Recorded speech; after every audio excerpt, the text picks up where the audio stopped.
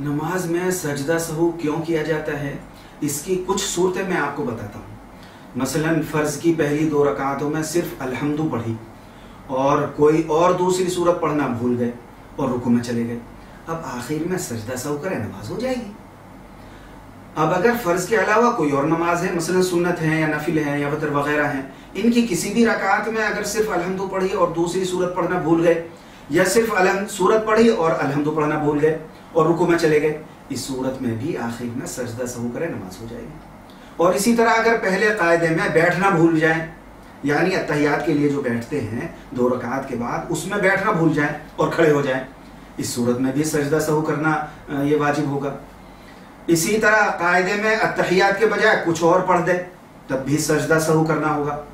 इसी तरह वित्र में दुआ कुनूत पढ़ना भूल जाए, तब भी सजदा सहू कर लें, वित्र सही हो जाएंगे।